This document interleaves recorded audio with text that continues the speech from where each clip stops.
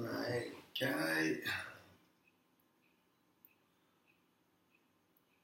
Okay. You can see me. We can see you. Oops.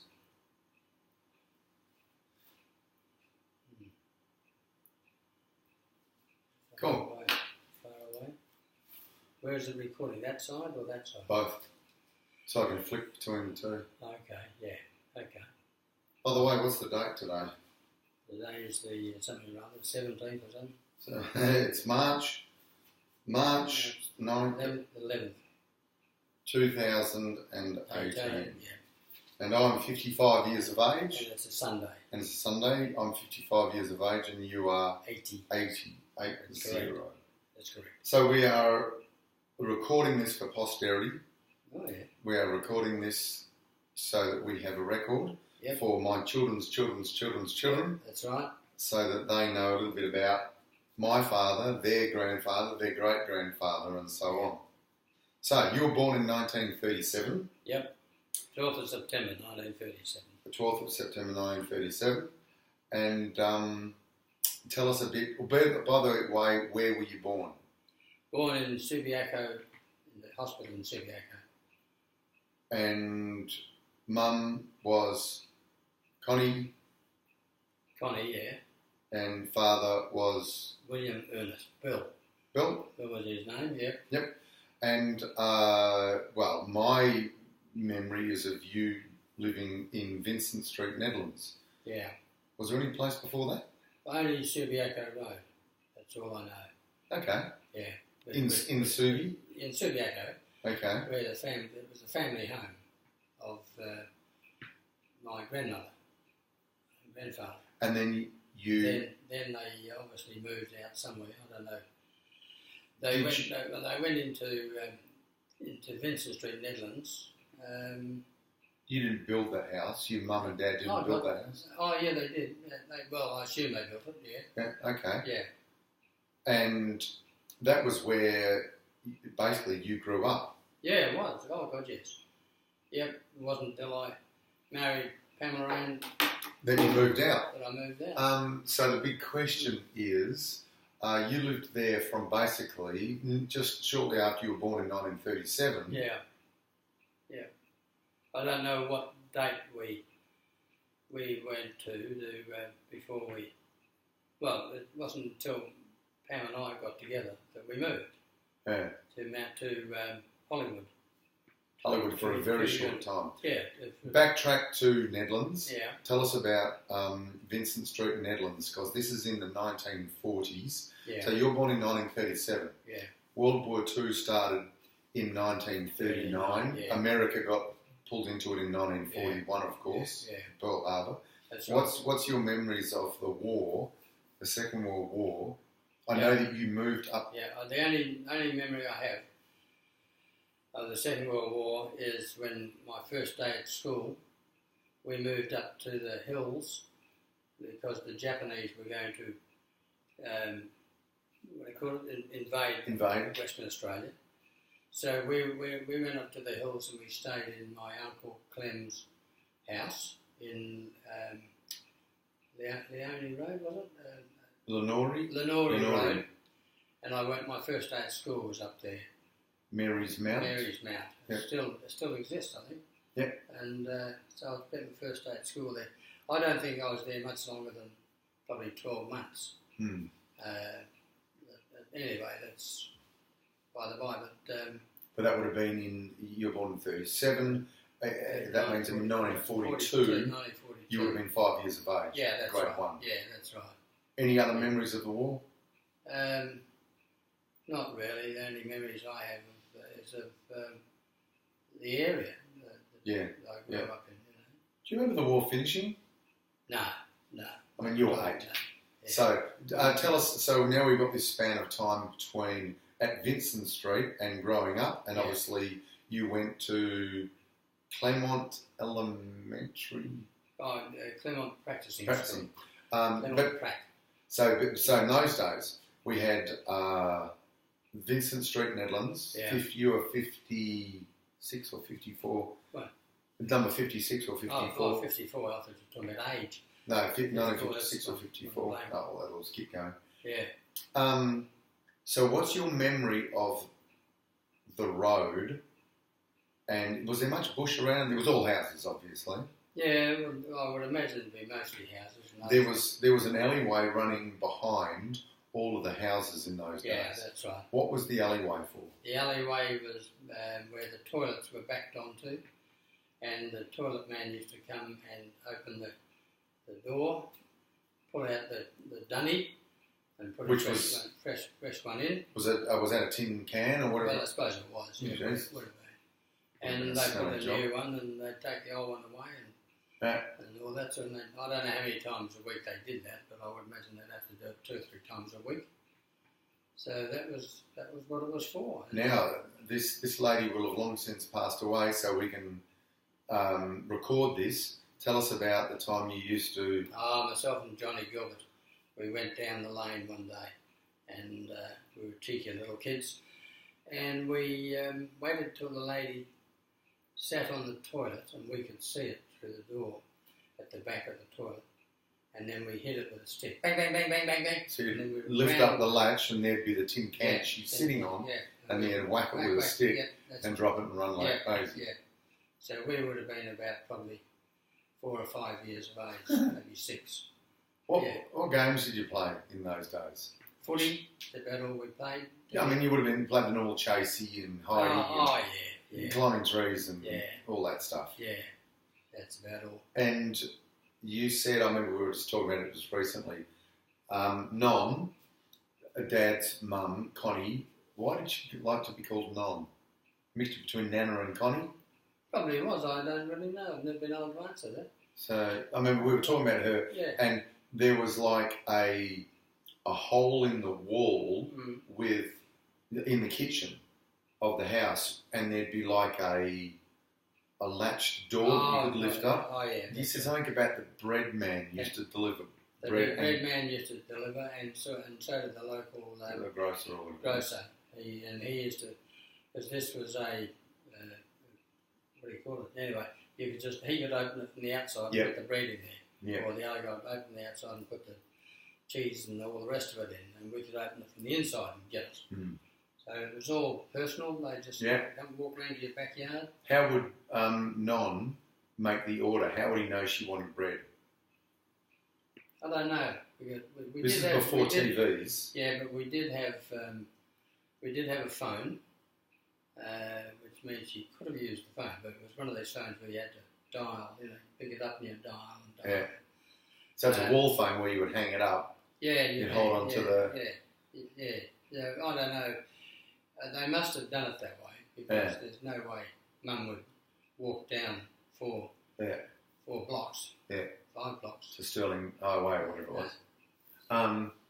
He'd probably get, when he opened to deliver, he'd probably get the note saying for the next time. Next Tuesday. Yeah. Yeah. Yeah. It worked that way. Worked all right. Good. So, and I don't know, was the fridge an electric fridge in those days? Was it a Coolgardie safe? Was it a block of ice on the top? Yes, it was. Yeah. Was it? It was so. Yeah. it- Because the ice man used to come. Yeah, that's right. And So, ice around the back. in the top of the fridge, Yeah. where the freezer normally Yeah. is, Was the ice. was a large block Yeah, of ice, and that's he right. would slide the block of ice in. Yeah. What happens when the water of the ice melts? Would that just Don't know. so that was the only way the fridge Yeah. stayed cold? Yeah. Butter, milk. Yeah. Which means he must have come often enough to Yeah. get out and put the new stuff in. Wow. Yeah. So if we fast forward through, you played footy, you played hockey. When I got to 17, 18, that's when I started to play hockey. Oh, okay. So you were playing I footy. didn't play hockey. Hockey wasn't a big game in those years, and the school, all you had really was football at the school, Yeah. and cricket, and that was it. Footy during winter, cricket during summer. Yeah, that's all it was. No soccer, No soccer, no No tennis. rugby. no rugby. That was from the eastern states. Wow. Yeah, so that's all there was. That was the only thing that was offered to us. Did you listen to the radio at night times? Because it's before TV. Yeah, we did. You listen to the radio. Just trying to think. Anyway, we did certainly have the radio. Yeah. The wireless. It's called the wireless. Mm-hmm. Not the radio. Or the wireless. transistor. A transistor radio. No, it would have been before that. It was a wireless. There's a wireless. They must have called it a wireless because Yeah. it wouldn't have had wires. I don't know. No. Okay, so fast forward, we've got you going through schooling. You went to St. Louis, St. Louis. Yep. St. Louis Jesuit College. and you were taught by Jesuit priests. Jesuit priest, yeah. We And think there was a deal done where Sean and John, my brother, and I, we went to a non-Catholic primary school. And because my father was a non-Catholic, he was a mason in the masonry business. And I think there must have been a deal done with Mum that, okay, we'll let the boys go to a non-Catholic primary school, but then they go to a Jesuit college. Because Mum took us up to Mass, she made sure we were Catholics. But so that was the deal done, I reckon. That was, we were... what's your memories of St. Louis? Oh, good. I've got some very good friends still from those days, and I'm 80 years of age. So, By the way, kids these days will have heard about punishment, corporal punishment, getting the cane or the strap. Do you remember much of that? Yeah, I remember getting the strap once or twice. That's about all. Yeah. And that was still in the 70s. It was a leather strap about that long, Yeah. and about that thick. Yeah. Bang. I can remember seeing one of our kids get it. One of the kids in the class. One of the kids in the class got it. And Cyril White got it, and he was when Father, what's his name? Yeah, terrible name. Not a terrible name. His style. And he came down and he hit this kid. and Cyril grabbed it. And the father was saying, hey, let that go, boy. Let that go, boy. And Cyril's pulling back. let that go, boy. Let that. Yeah. And finally, there we go. Because that was in the 1937. That was in the 40s and 50s. Yeah. Oh, yeah. The strap and the cane continued through the 60s and in the 70s. In 1974, I was in year 7. Yeah. And I got the cane. The brother that had my class, Brother Finan, he used the cane. The brother next door, he used the strap, Brother John was his name. And I got the cane 14 times in year 7. Really? 14 times? And even to this, spread throughout the year, of course. Yeah, right. But if you didn't do your homework, you got the cane. Yeah. If you were late from class for the second, you got the cane. Yeah. And I still, to this day, if I get a stick in the bush and I go like that and make that sound, my fingers tingle. So, but I wasn't traumatised as a result of that, and I sure as hell you weren't either. No. So you still had normal schooling? Yeah, normal schooling, yeah. Just didn't go. But you went to year 10, didn't you? Or that was not year 10, that was 3rd year. What was it? I don't know what you did primary school, then you did high school, and you got a leaver certificate? No, not a leaving. No, I got a junior certificate. So, but that was like you were 15 years of age. That's about, in our days, about year 10. So about 14, 15 years of age. Yeah. And that was very few people would have gone on to keep studying and go to university. Yeah. Everyone left and got a job. I still know a few of them who've gone on. They became judges and all that sort of thing. Jeff Hammond? Jeff Hammond. Jeff was my cousin's husband. Yeah. So your first job was that was when my father had died, and I was just told you're now going to work for Bankers and Traders Insurance, because my father had been in insurance and he passed away. And let's just talk about that for a second. How you were 13? When I left to go to work. No, when your dad died. I was 13. Yeah, 13. I would have been. What's your memory of your dad dying? Very little, actually. He was 51. Yeah, but I can't remember him dying. I can't remember him in bed dying or anything like that. I think being 13 years later, they just kept me away. Mm. Sure, John would have seen Dad, probably. I don't know. But, He died. Did he die in the garden, or did he die? He died at home. Died at home. Oh, yeah. He had angina pain. Yep. And So heart problems. In those days, you're dead. Yeah. Don't even question it. They said get your affairs in order. That's what they said. If you get your affairs in order, you're going to drop dead, and he did. And your memory is of the doctor, Dr. Cook, whoever it was, walking out and saying to your mum, "He's dead, Mrs. Allen." And you dreamt that beforehand, didn't you? Oh, yeah, I did. I had dreamt it beforehand, yeah. He did, Mrs. Allen. I'll never forget that. So, At 14 years of age or whatever it was. Yeah. And Wiggs came over, because Wiggs Nichols was a good friend of my mother's. And Nick She lived over the road. And down one or something? Down one, Bob Nichols. You met Bob Nichols, Mm-hmm. the son, and I remember them being at the front. So if you're 14, you're born in 1937, 47, that's about 1951. Yeah, it would be, yeah. So, it was interesting, the area. And then, because Mum then took a job at the P&O Hotel, which my uncle owned. Mm-hmm. And she earned some money there. She got a widow's pension, that was about all you could say. Mm-hmm. Apart from that, she had nothing. You had a car? She had a car? She had an old car, yeah. What did she drive? Oh, God, I don't know. No, I wouldn't have the faintest idea. Because my first memory of a car, we've got photos of you washing an Anglia and me washing a trike. I think a trike. Yeah, my little trike kid. I was 3 or whatever it was. And I've got the bucket and the water, and there's an Anglia in the background, and this is 1965, and you're washing an Anglia. And I'm washing a trike. I think it was an Anglia, either that or a V-double or something like that. So now we come to the important part of your life. Actually, before we go on to Mum, Eric Edgar Cook. Yeah, Eric Cook. He was the last man hung in Western Australia, probably in Australia actually, for the murder of John Sturkey on our back veranda. Amongst others. That's what he was hung for. Was that what he was hung for? Yeah. What about Mr. Wormsley across the back? Oh yeah, well they're all involved. Yeah. Mr. Wormsley got shot.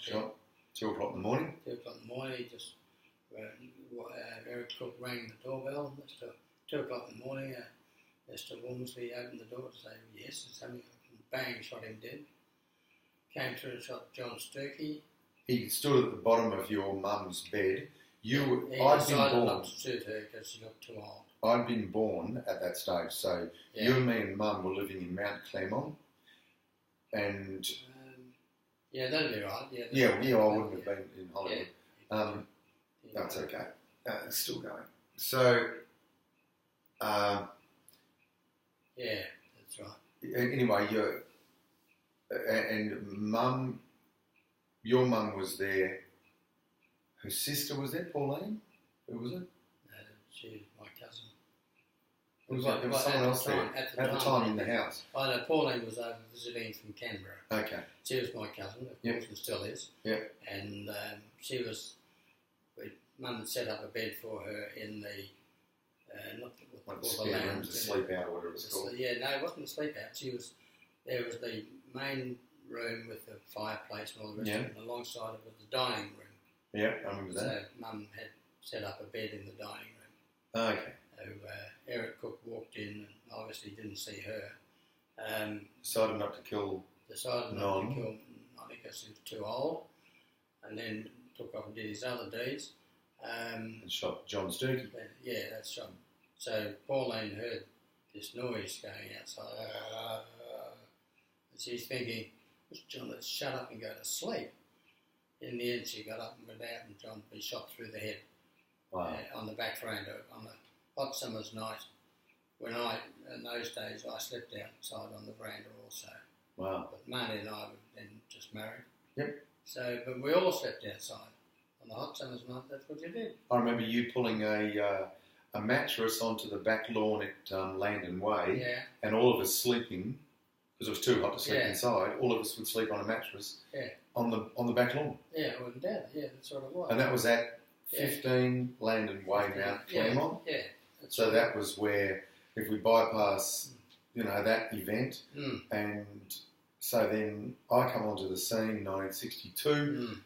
Stuart's born in 1964. Yeah. Christine would have been born about 1969.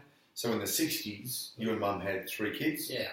and you were living in Landon Way, Yeah. Mount Claremont. Yeah.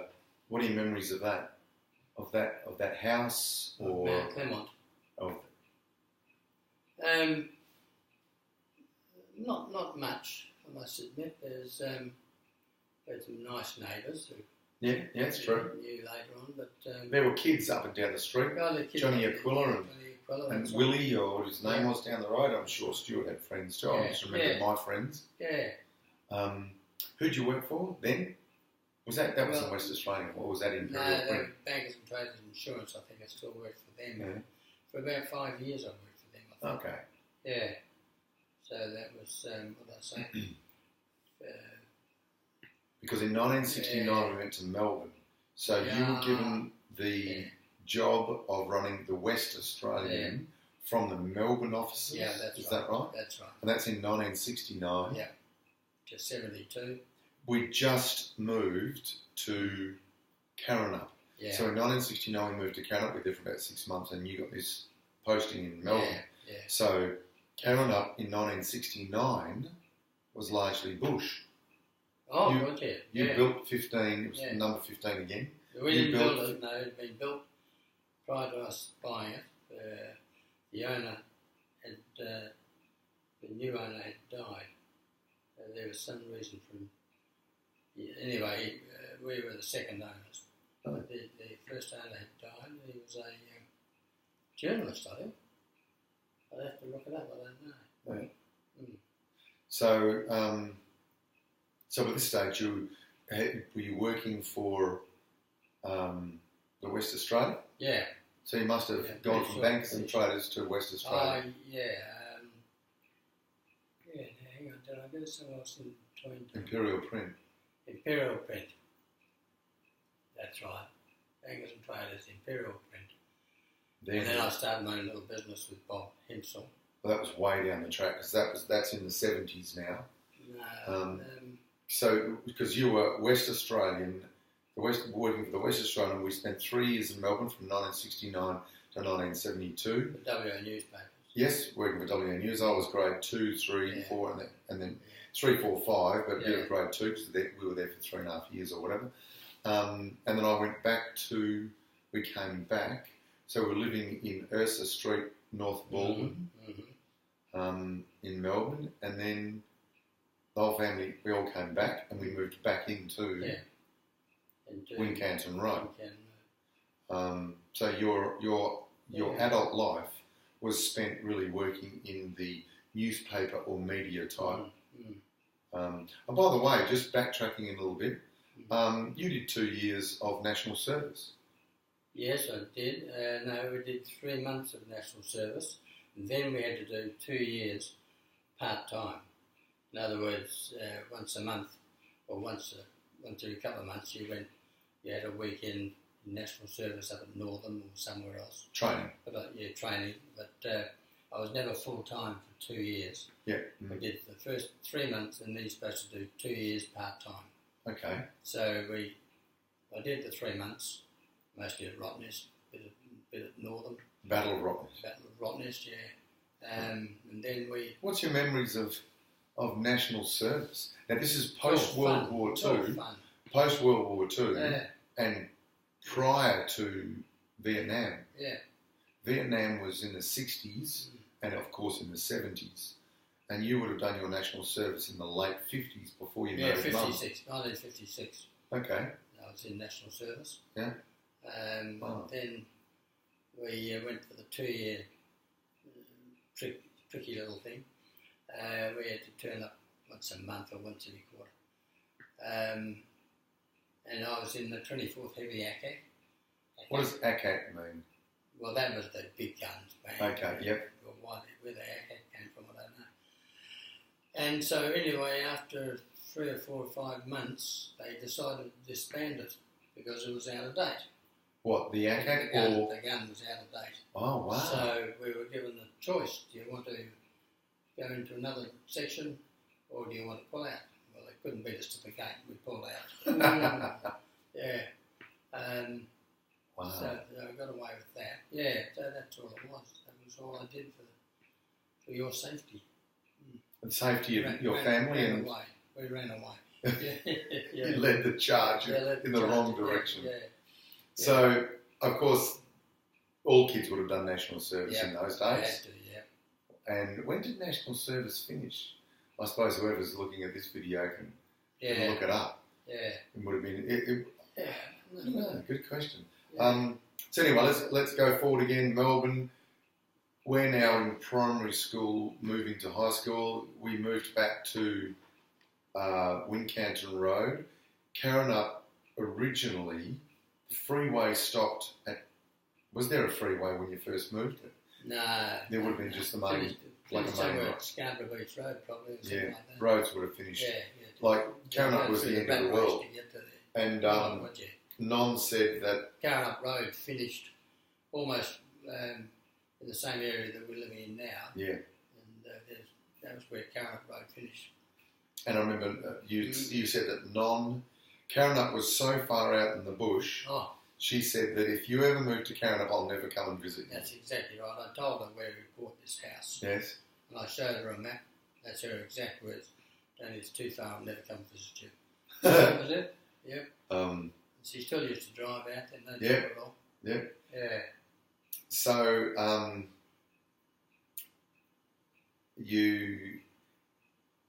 we've gone from Ursa Street in Melbourne back to Wincanton Road, and kids go through high school. You spent most of your time with the West Australian, and then you were in a couple of businesses. Yeah. One was Hempsel and Allen. Yep. Then it was Mining Monthly. Mining Monthly, yeah, that's right. And then finally you opened Allen and Associates. Oh my God, what year would that have been? Then I ran. I ran West Colour Press. West Colour Press, which was part of WA Newspapers.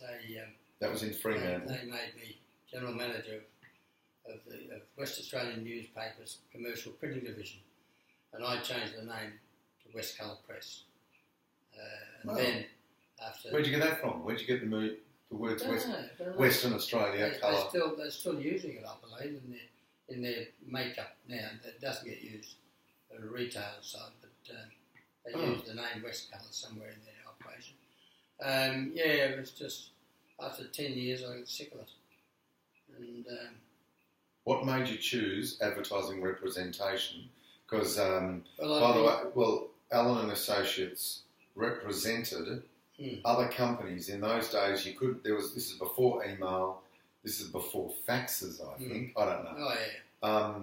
If you wanted to put an advert in a magazine that had its main offices in Sydney, you didn't call Sydney. They would have a representative in Western Australia. Yeah. And of which you were the representative for a whole range of 180 magazines and newspapers. Of which the biggest one was the Herald and was Murdoch magazines. Yeah. Yeah, that's right. So the reason I was back, they all came to me was I knocked on their door, but I met them in our Melbourne days. In the 4 years I spent in Melbourne, of course, I got to know all these guys at the local pub, and they all worked for Murdoch. Yeah. So when I set up my business, they all came to me because there was no other person in Perth doing individual representations. So I was one of the first ones, apart from that idiot. Keith. Yeah. Okay. Yeah, what's his name? Kevin O'Keefe. Kevin O'Keefe, yeah. Kevin O'Keefe. Yeah, Kevin O'Keefe, yeah. So, on the home front, we're still in Wincanton Road. Yeah. I've gone through high school. I worked with you for a couple of months, starting up Allen & Associates. You're in Stirling Street? Stirling Street, yeah, we were. I worked for a couple of months there. Then I've gone off into teachers' college. I don't know what Stuart did. Stuart went straight from school into photographic studies. Yeah. Christine worked with you for a little while. Yeah, she did. By that stage, you went into 4th Street, I think it was. Yeah, 4th Street. Yeah, that's right. Mum was working for the bank. I know she worked for TAB. Yeah, that's right. She worked for the bank. Maybe she worked for the Commonwealth Bank up at Carron Up Shops. Yeah. By the way, Carron Up Shops, when we moved to Carron Up, that was before Carron Up Shops were built. That was all bush. Yep.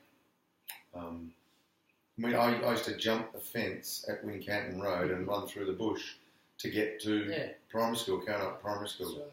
And now it's all houses, of course. Mm. So, and in those days, of course, Mum would say, go and play.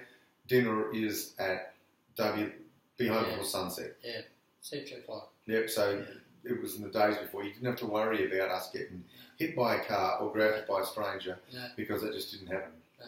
She was more worried that we'd be late for dinner or sunset.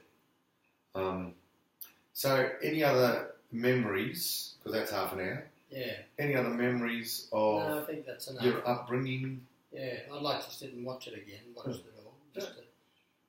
And I think I'll have to track some of that stuff in there. I must have written in a book, made a book of it, didn't I? So we can collect all that stuff. Yeah, okay. Turn it off. Cool. Yeah. Well, that was okay. Yeah, well, that's a start anyway. No, and then we can just... And you and I will probably... Oh, very